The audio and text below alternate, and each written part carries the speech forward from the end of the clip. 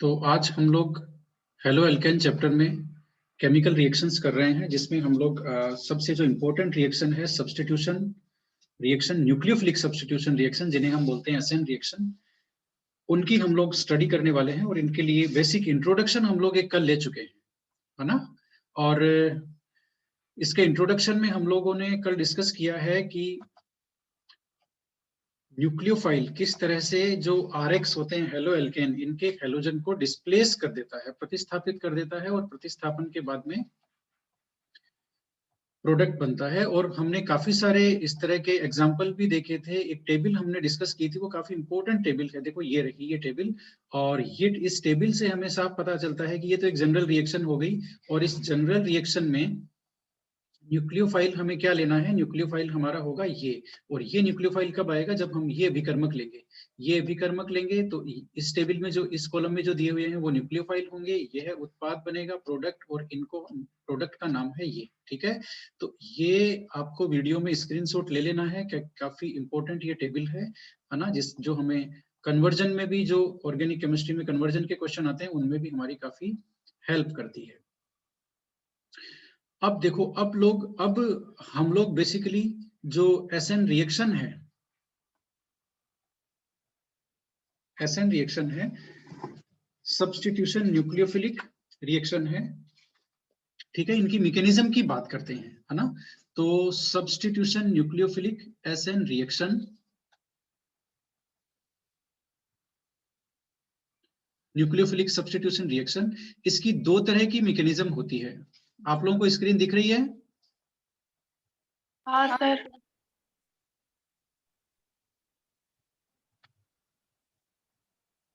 Okay, तो इसकी दो तरह की मैकेनिज्म होती है। ये देखिए, दो मैकेनिज्म होती है इसकी, है ना। तो मतलब कोई भी जो एसएन रिएक्शन है, जैसे ये एक जनरल रिएक्शन हम लोग लेते हैं, है ना, NU। अब ये सीधा सब्स्टिट्यूट कर देगा और RNU प्रोडक्ट बन जाएगा, और X माइनस बाहर निकल जाएगा, जिसे हम लिविंग ग्रुप बोलते हैं।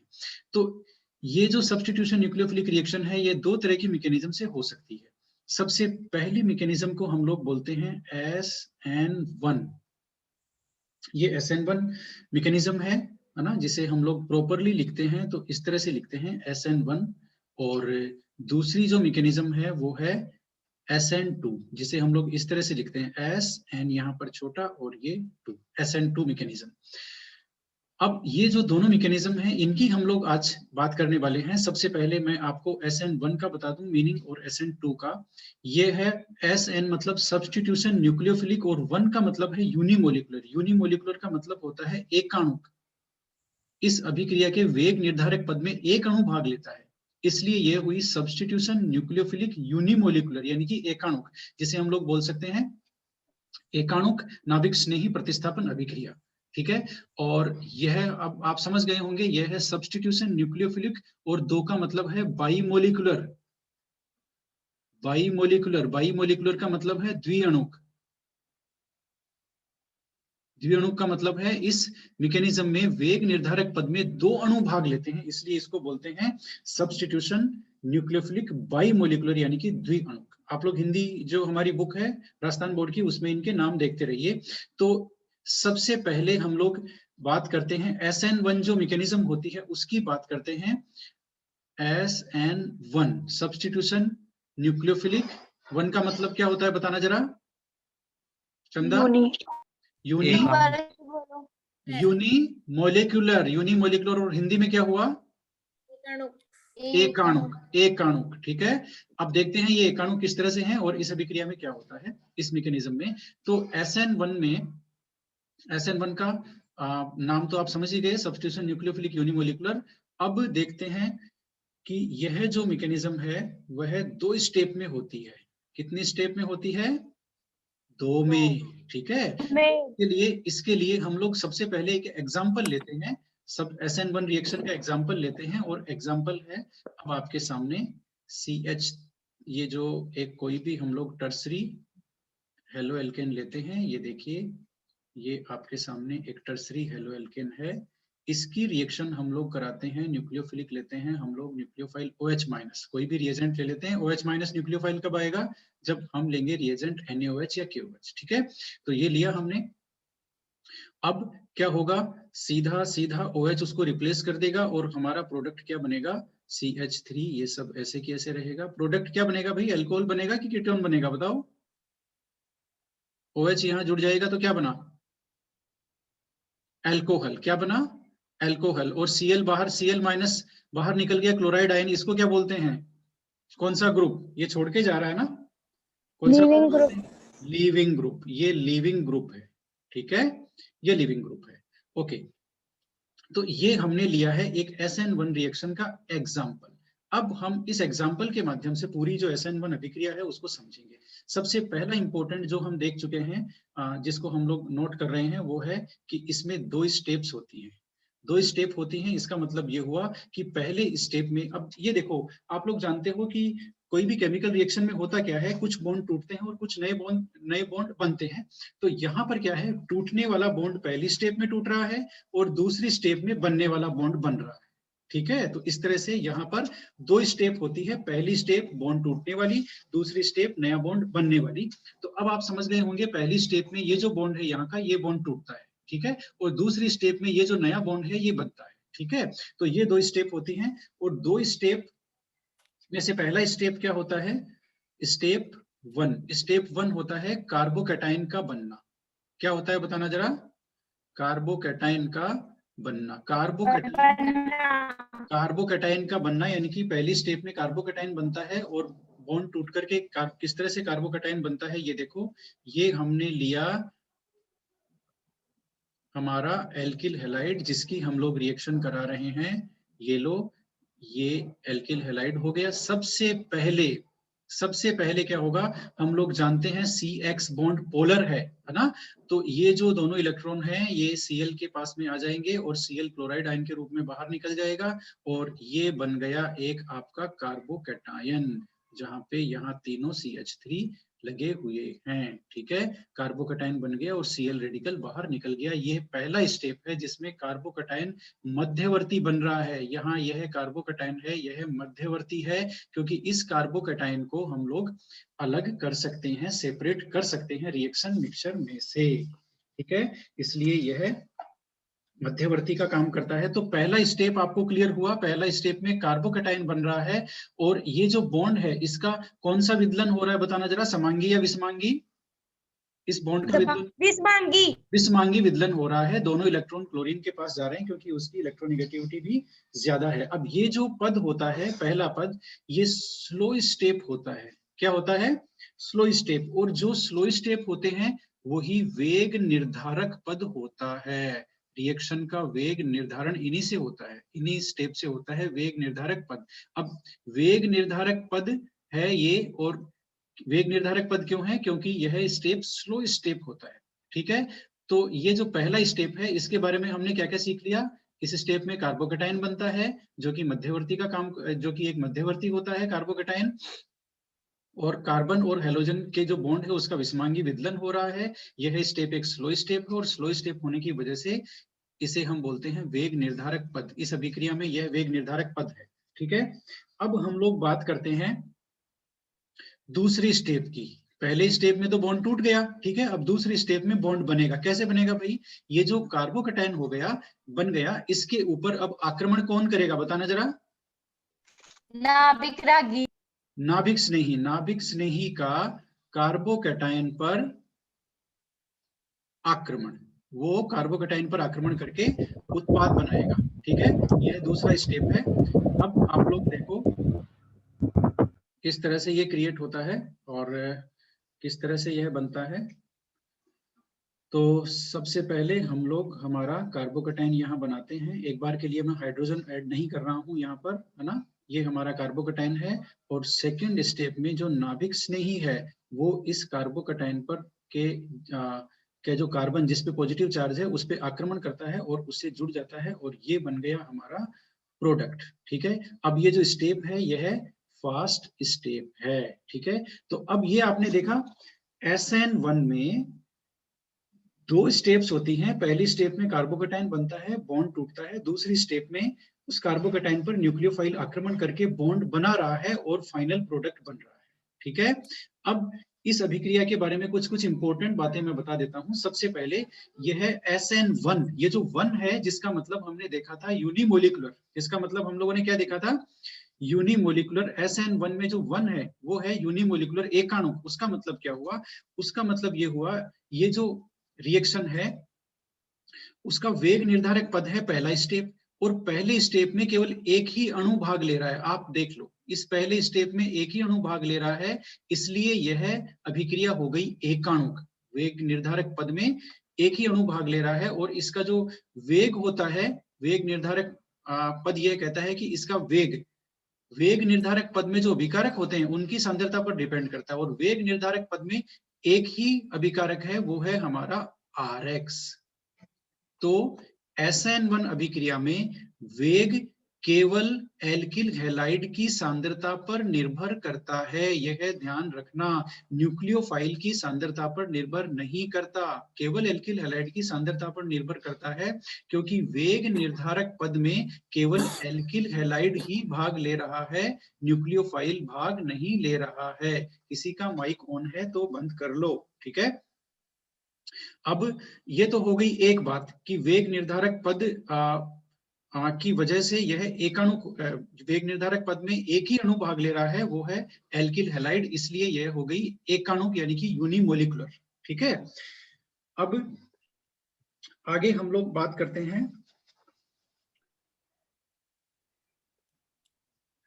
इसमें स्टेबिलिटी ऑर्डर की। जो विभिन्न एल्किल हैलाइड होते हैं, primary alkyl halide 1 degree, secondary alkyl halide और टर्सरी जो आरएक्स होते हैं, इनकी क्रियाशीलता का क्रम क्या होता है SN1 रिएक्शन के लिए, ये हम लोग बात करते हैं। तो इसके लिए मैं आपको बता दूं कि SN1 के लिए कौन ज्यादा रिएक्टिव होगा प्राइमरी, सेकेंडरी, टर्सरी में से।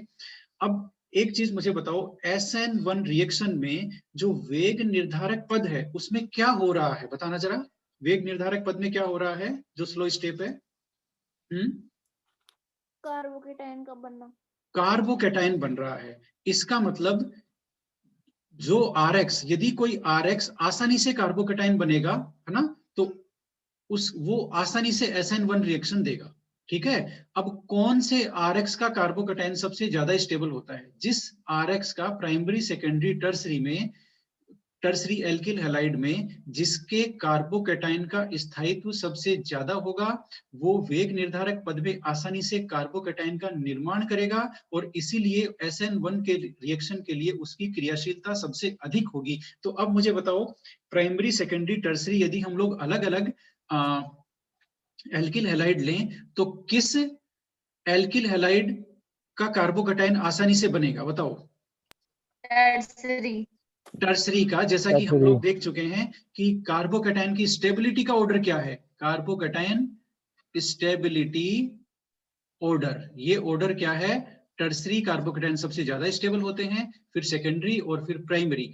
इसलिए जो टर्सरी आरएक्स होते हैं, टर्सरी एल्किल हैलाइड होते हैं, टर्सरी एल्किल हैलाइड, ये देखो ये टर्सरी एल्किल हैलाइड है, इससे टर्सरी कार्बन बने, टर्सरी कार्बोकेटाइन बनेगा जिसकी स्टेबिलिटी काफी ज्यादा है, इसलिए यह कार्बोकेटाइन, यह एल्किल हैलाइड टर्सरी SN1 के रिएक्शन के लिए सबसे ज्यादा रिएक्टिव है। इसके बाद में नंबर आता है सेकेंडरी कार्बोकेटाइन का, और उसके बाद में नंबर आता है प्राइमरी कार्बोकेटाइन का, प्राइमरी RX का, सॉरी, है ना। तो जो कार्बोकेटाइन के स्टेबिलिटी का ऑर्डर है वो ही एल्किल हैलाइड की SN1 अभिक्रिया के लिए क्रियाशीलता का ऑर्डर हो गया। ये देखो, ये है tertiary RX, tertiary alkyl halide, ये है secondary RX, secondary alkyl halide, और ये है प्राइमरी RX, ठीक है। तो इस तरह से वापस सुन लो, SN1 अभिक्रिया में एल्किल हैलाइडों की क्रियाशीलता निर्भर करती है उनके द्वारा वेग निर्धारक पद में बनाए गए कार्बोकेटाइन के स्थायित्व पर, और कार्बोकेटाइन का स्थायित्व हम जानते हैं, टर्सरी कार्बोकेटाइन का स्थायित्व सबसे ज्यादा होता है, इसलिए टर्सरी एल्किल हैलाइड की क्रियाशीलता सबसे ज्यादा होगी, क्योंकि ये बनाते हैं टर्सरी कार्बोकेटाइन पहले स्टेप में वेग निर्धारक पद में, जिनका स्थायित्व सबसे ज्यादा होता है, ठीक है। तो इसलिए टर्सरी एल्किल हैलाइड की क्रियाशीलता होती है सबसे ज्यादा। अब स्टीरियो केमिस्ट्री क्या है इस रिएक्शन की, वो भी देख लेते हैं कि इस रिएक्शन की स्टीरियो केमिस्ट्री क्या हुई।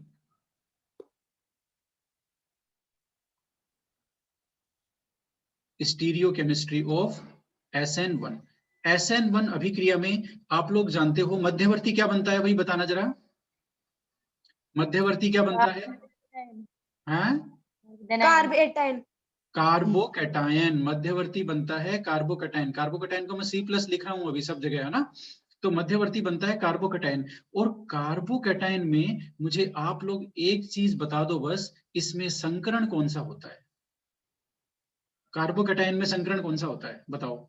sp3, sp2, जल्दी बोलो। sp3। sp3 नहीं होता, ध्यान रखना। कार्बोकैटायन में sp2 संकरण होता है, और sp2 संकरण जहां होता है वहां स्ट्रक्चर होती है समतलीय। कैसी होती है? समतलीय, समतलीय स्ट्रक्चर होती है ना। और बॉन्ड एंगल कितने का होता है बताना जरा?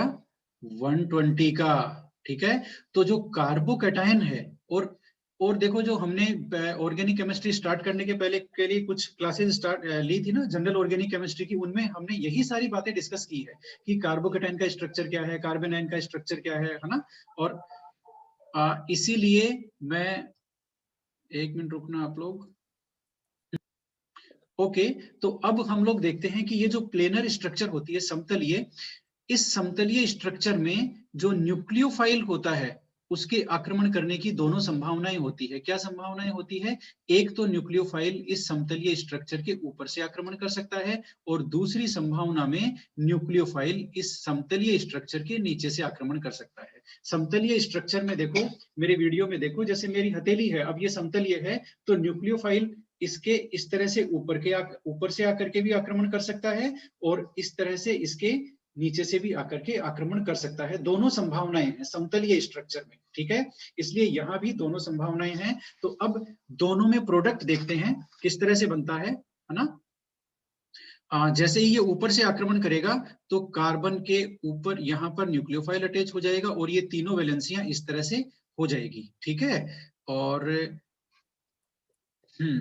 यदि यह नीचे से आक्रमण करेगा तो यह कार्बन किस तरह से हो जाएगा? इस तरह से हो जाएगा, और न्यूक्लियोफाइल हो जाएगा नीचे, इस तरह से। अब ये जो दोनों बन गई स्ट्रक्चर, कौन 1 नंबर और 2 नंबर, इनके बीच में क्या रिलेशन है बताओ भाई,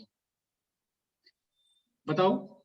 ये दोनों एक दूसरे की मिरर इमेज है, मिरर इमेज है, दर्पण प्रतिबिंब है ना। तो दोनों का जो अमाउंट है बनने का चांसेस क्या है? 50% ऊपर से आक्रमण होने के चांसेस है क्योंकि समतलीय है, और 50% नीचे से आक्रमण होने के चांसेस है। इसलिए 50% बनेगा ये वाला कंपाउंड 2 नंबर, और 50% बनेगा 1 नंबर। और जब भी दो एनांसियोमर का 50-50% मिक्स करते हैं तो उसको क्या बोलते हैं बताओ? अब हम चले गए स्टीरियो केमिस्ट्री में, बोलो। दो एनांसियोमर के 50-50% अमाउंट को मिला देते हैं तो वह उस मिश्रण को क्या बोलते हैं बताओ जरा, बोलो। रेसिमिक मिश्रण। यस, ये है रेसिमिक मिश्रण। तो अब सुन लो फाइनल कंक्लूजन, SN1 में जो उत्पाद बनता है वो एक रेसिमिक मिश्रण होता है, ठीक है। वो एक रेसिमिक मिश्रण होता है, जैसे मैंने समझाया है उसको समझ लो। और इसके लिए वापस मैं आपको बता देता हूं, ये देखो, अब आप यहां देख सकते हो, ये मेरी हथेली है, ये एक तरह से कार्बोकैटायन जिस तरह से समतलीय होता है वैसे समतल है। अब यहाँ पर ये न्यूक्लियोफाइल, इसकी दोनों संभावनाएं हैं, यह नीचे से भी अटैक कर सकता है इस तरह से, और यह ऊपर से भी आकर के अटैक कर सकता है इस तरह से। जैसे ही ये ऊपर से अटैक करेगा तो इसकी जो तीनों संयोजकताएं हैं, तीनों वैलेंसीज हैं, वो ऐसे हो जाएगी, देखो नीचे की तरफ झुक जाएगी, है ना। और इस तरह से एक मॉलिक्यूल बनेगा, ठीक है ना। अब तो आपको 4 बॉन्ड दिख रहे हैं। और यदि यह नीचे से अटैक करेगा तो जैसे ये नीचे से अटैक करेगा, इसकी वैलेंसियां हैं वो ऊपर की ओर झुक जाएंगी। इस तरह से जो मैंने आपको कंपाउंड बना करके बताए हैं, वो इस तरह से दोनों कंपाउंड बनेंगे जो एक दूसरे के मिरर इमेज होंगे, दर्पण प्रतिबिंब होंगे, और दोनों तरफ अटैक की संभावनाएं 50-50% है। इसलिए दोनों जो कंपाउंड है, दोनों जो एनांसियोमर हैं, वो बनेंगे 50-50%, है ना। और 50-50% बनेंगे, इसलिए क्या होगा? वो जो मिक्सर बनेगा वो बनेगा रेसिमिक मिश्रण, ठीक है। तो इस तरह से SN1 अभिक्रिया के बारे में सारी बातें जो हमने हैं वो कर ली है। अब मैं एक फटाफट क्विक रिवीजन ले लेता हूं, आप लोग मुझे बोलते जाना। है ना, फटाफट मुझे बोलते जाना। SN1 अभिक्रिया में कितनी स्टेप होती है बताना जरा। 2 2 स्टेप होती है। पहली स्टेप का क्या नाम है? कार्बोकेटायन पर का निर्माण, कार्बोकेटायन का बनना, है ना। निर्माण। और यही वेग निर्धारक पद है, ठीक है। और ये स्लो होता है या फास्ट? स्लो होता है। फिर हमने देखा आगे की दूसरी स्टेप में क्या होता है, बनने वाला बॉन्ड बनता है, आक्रमण करता है, आक्रमण करता है, जिससे उत्पाद बनता है। यह स्टेप फास्ट होती है, ठीक है। अब हमने देखा कि इस अभिक्रिया को, इस मैकेनिज्म को, इस क्रियाविधि को एकाणुक क्रियाविधि क्यों बोलते हैं। ये SN1 का जो मतलब है वो क्या है, एकाणुक। तो एकाणुक कैसे हुई है? एकाणुक कैसे हुई कि इसका जो वेग निर्धारक पद है उसमें कितने अणु भाग ले रहे हैं, बताओ जरा। एक ही अणु भाग ले रहा है। वो कौन सा है? RX है या न्यूक्लियोफाइल है? RX भाग ले रहा है। न्यूक्लियोफाइल तो सेकंड स्टेप में आ रहा है, पहली स्टेप में देखो न्यूक्लियोफाइल का कोई काम ही नहीं है। इसलिए यहाँ पर निष्कर्ष ये निकलता है कि SN1 अभिक्रिया में जो अभिक्रिया का वेग है वो किसकी सांद्रता पर निर्भर करता है? एल्किल हैलाइड RX की सांद्रता पर निर्भर करता है, न्यूक्लियोफाइल की सांद्रता पर निर्भर नहीं करता। इसीलिए यह एकाणुक अभिक्रिया है, ठीक है। और आगे हमने डिस्कस क्या किया, क्रियाशीलता का ऑर्डर। तो बताना जरा, टर्सरी RX की क्रियाशीलता सबसे ज्यादा होती है या कम होती है SN1 अभिक्रिया के लिए? बोलो। सबसे ज्यादा होती है। तो सेकेंडरी RX की उससे कम होती है। और इसका कारण क्या है, मुझे कौन बताएगा? कोई भी इसका कारण बताओ मुझे, एक जना कोई भी, कि टर्सरी RX की क्रियाशीलता SN1 अभिक्रिया के लिए सबसे ज्यादा क्यों है, बताओ। क्योंकि इसका आकार सबसे बड़ा होता है। आकार की तो इसे हमने आसानी बात ही से नहीं करी। आकार की तो हमने बात ही नहीं करी, बताओ कोई भी।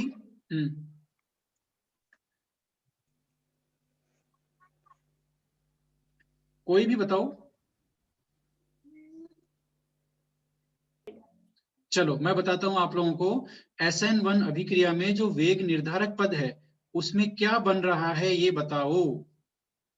ये बताओ, अब आपकी स्क्रीन पे है पहली जो वेग निर्धारक पद है, पहला स्टेप, उसमें क्या बन रहा है, उत्पाद क्या है उसमें, उसमें उत्पाद क्या है, क्या बन रहा है पहले स्टेप में।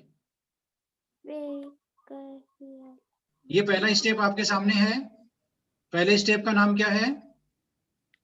कार्बोकेटायन का बनना। तो इसमें क्या बन रहा है?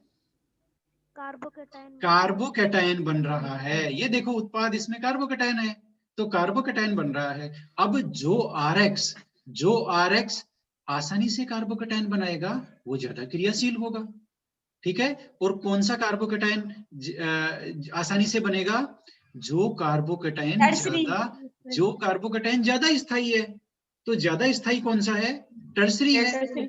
इसलिए टर्सरी एल्किल हैलाइड जिनका कार्बोकेटायन होता है टर्सरी कार्बोकेटायन, वो ज्यादा स्थायी होने की वजह से ये टर्सरी एल्किल हैलाइड आसानी से, पहला जो स्टेप है कार्बोकेटायन बनाने वाला, वो आसानी से देते हैं, इसलिए इनकी अभिक्रियाशीलता ज्यादा होती है। अब वापस मेरे सवालों का जवाब दो। पहला जो पद है कार्बोकेटायन का बनना, उसमें क्या बन रहा है? कार्बोकेटायन बन रहा है, ठीक है। तो SN1 में, अब सुन लो, SN1 में RX यानी कि एल्किल हैलाइड की क्रियाशीलता निर्भर करती है कार्बोकेटायन के स्थायित्व पर। किस पे निर्भर करती है, बताना जरा। कार्बोकेटायन के स्थायित्व पर। क्यों ऐसा क्यों हुआ? हमने कार्बोकेटायन ही क्यों लिया, न्यूक्लियोफाइल क्यों नहीं लिया, बताना जरा। क्योंकि इसमें वेग निर्धारक पद कार्बोकेटायन ही। हाँ, इसमें वेग निर्धारक पद में कार्बोकेटायन ही बन रहा है और सारी कहानी वेग निर्धारक पद की है, ठीक है। तो कार्बोकेटायन के स्थायित्व पर RX की क्रियाशीलता का क्रम निर्भर करता है। तो जो RX ज्यादा स्थायी कार्बोकेटायन बनाता है वो ज्यादा क्रियाशील होता है, क्योंकि वो कार्बोकेटायन आसानी से बनता है। वापस सुन लो भाई, जो RX, जो एल्किल हैलाइड ज्यादा स्थायी कार्बोकेटायन बनाता है वह SN1 अभिक्रिया के लिए ज्यादा क्रियाशील होता है। अब मुझे बताओ, टर्सरी RX है एक तो, और एक सेकेंडरी है, और एक प्राइमरी है ना। प्राइमरी RX है। इनमें सबसे ज्यादा स्थायी किसका कार्बोकेटायन होगा? टर्सरी का कार्बोकेटायन ज्यादा स्थायी होगा, इसलिए टर्सरी SN1 के लिए ज्यादा रिएक्टिव है। टर्सरी SN1 के लिए ज्यादा रिएक्टिव है, ठीक है। अब सेकेंडरी का उससे कम स्थायी है, क्योंकि सेकेंडरी का कार्बोकेटाइन भी सेकेंडरी है, इसलिए ये उससे कम क्रियाशील है और ये उससे कम क्रियाशील है प्राइमरी। ठीक है, तो चलो भाई एक कोई भी एग्जाम्पल है उसके लिए मैं आपको लेकर के चलता हूँ, है ना। आप लोगों को ऐसे तो ये क्लियर नहीं होगा और आप लोगों को एक क्वेश्चन इसमें बताना पड़ेगा। ठीक है, SN2 हम लोग कर लेंगे, कोई बात नहीं, है ना। चलो, अब इसमें तो हल दिख रहा है आप लोगों को, है ना, कोई बात नहीं, इसमें भी आप लोगों को दिख रहा है। चलो कोई बात नहीं, यहाँ पर हम इसको आंसर को डिस्कस भी कर लेते हैं। ये जो है ना, एक अनसोल्व लेते हैं, अनसोल्व में सही रहेगा, है ना।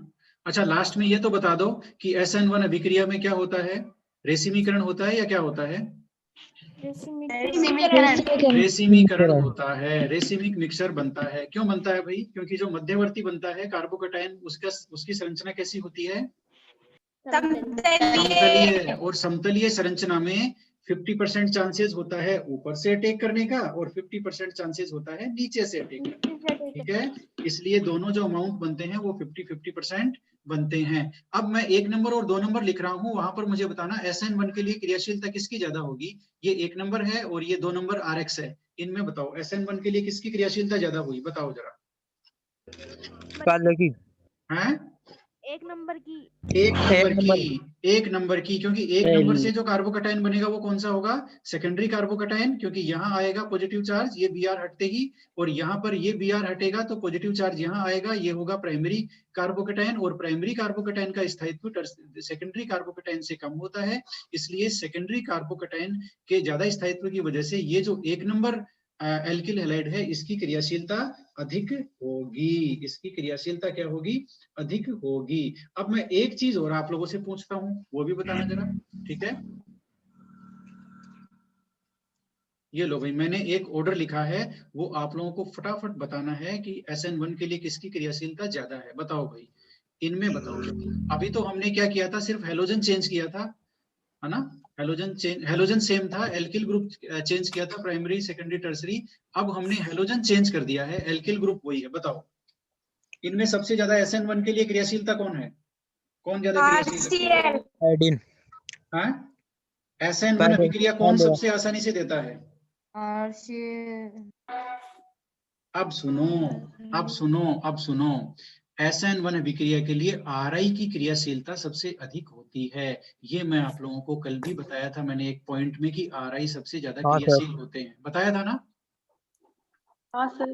क्यों होता है बताओ, RI की क्रियाशीलता क्यों सबसे ज्यादा होती है SN1 के लिए? कौन उसका आकार बड़ा होता है, आई का आकार बड़ा होता है। ये जो आई है ना, इसका आकार बड़ा होता है, क्योंकि यहाँ पर आर तो सेम है, आर तो सब जगह एक ही एल्किल ग्रुप ले रहे हैं हम लोग, मिथाइल है तो सब में मिथाइल होगा। ठीक है, चेंज क्या हो रहा है? हेलोजन। तो हेलोजन में आयोडीन का आकार सबसे बड़ा होने की वजह से इसका जो कार्बन और आयोडीन का जो बंध बनता है RX में, है ना, इसकी बंध लंबाई ज्यादा होती है। बंध लंबाई ज्यादा होने की वजह से इसकी बंध ऊर्जा क्या हो जाएगी, कम या ज्यादा, बताना। कम बंध ऊर्जा कम हो जाएगी तो ये आसानी से टूटेगा। इसलिए ये जो RI होते हैं ये SN1 अभिक्रिया सबसे ज्यादा आसानी से देते हैं, इनकी क्रियाशीलता सबसे ज्यादा होती है SN1 अभिक्रिया के लिए। अब सुन लो, यदि हेलोजन चेंज होगा तो ऑर्डर ये होगा, मतलब आयोडो एल्केन होंगे, उनकी अभिक्रियाशीलता सबसे ज्यादा होगी SN1 के लिए। और यदि एल्काइल ग्रुप चेंज होगा, प्राइमरी सेकेंडरी टर्सरी का डिफरेंस होगा, तो टर्सरी वालों की क्रियाशीलता ज्यादा होगी। ठीक है, तो ये सारे पॉइंट थे। अब ये सारे पॉइंट थे जो SN1 अभिक्रिया के लिए हम लोगों ने डिस्कस किए हैं। चलो भाई, अब आज हम SN2 को हाथ नहीं लगाएंगे, SN1 ही देखेंगे, और SN1 के लिए कुछ और क्वेश्चन ढूंढते हैं, कहीं ना कहीं मिलेंगे जरूर।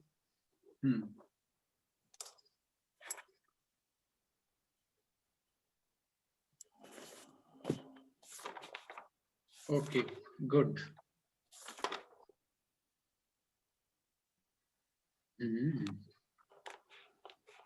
चलो, आप लोगों को SN1 के लिए क्रियाशीलता का क्रम बताना है। ठीक है, यही ले लेते हैं यहाँ पर क्रम।